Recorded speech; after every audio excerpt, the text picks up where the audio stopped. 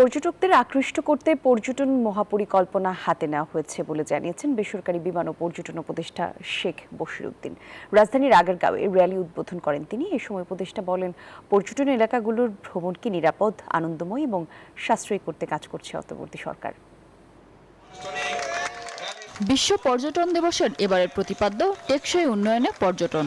আগারগাঁয়ে পর্যটন ভবনের সামনে আয়োজিত র্যালি উদ্বোধনের মাধ্যমে শুরু হয় দিনের কর্মসূচি। র্যালির উদ্বোধন করেন বেসরকারি বিমান ও পর্যটন উপদেষ্টা। র্যালিতে অংশ নেয় দেশের বিভিন্ন প্রান্ত থেকে আসা পর্যটক সংগঠন, আদিবাসী সম্প্রদায় থেকে শুরু করে পর্যটন খাতের বিভিন্ন কর্মকর্তারা। পর্যটন নিয়ে বিভিন্ন দাবি দেওয়ার স্লোগানও দেন তারা। র্যালি শেষে বিভিন্ন স্টল ঘুরে দেখেন পর্যটন উপদেষ্টা। এ সময় প্রশ্নের জবাবে বলেন, পর্যটন এলাকাগুলোয় ভ্রমণকে নিরাপদ, আনন্দময় ও সাশ্রয়ী করতে কাজ চলছে। বান্ডেল থাকলে প্রতি সেনমানিতে টাকা বাঁচবে। বিকাশ সেনমানি বান্ডেল কিনে জিতুন প্রতি লেনদেনে।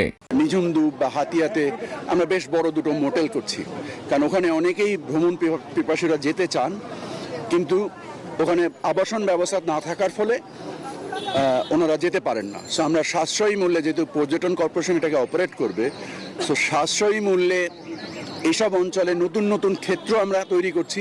পরে আলোচনা সভায় অংশ নেন তিনি। বলেন, ভ্রমণকারী ও সেবাদানকারী প্রতিষ্ঠানগুলোকে আরো দায়িত্বশীল হতে হবে।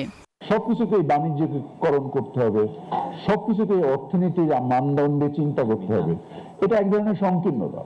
পর্যটন মহাপরিকল্পনার কাজ করছি, চলো ঘুরতে যাই, এই জিনিসটাকে আমরা কতটুকু সহজ করতে পারি, কতটুকু আনন্দময় করতে পারি, কতটুকু নিরাপদ করতে পারি, সেই উদ্দেশ্যে সকলে এখানে যারা অংশীজনরা আজ এসেছেন, আমরাও তাদের সাথে আরো বেশি আলোচনা করব। পর্যটকদের নিরাপত্তার বিষয়টিও জোরদার করার বিষয়টি উঠে আসে আলোচনায়। রাজধানীর পাশাপাশি দেশের বিভিন্ন এলাকায় দিবসটি উপলক্ষে নানা কর্মসূচি পালিত হয়। ঘুরে দেখে নিজেদের ভ্রমণ পিপাসা মেটাবো। মিনা ফেরদাউস, নিউজ 24, ঢাকা।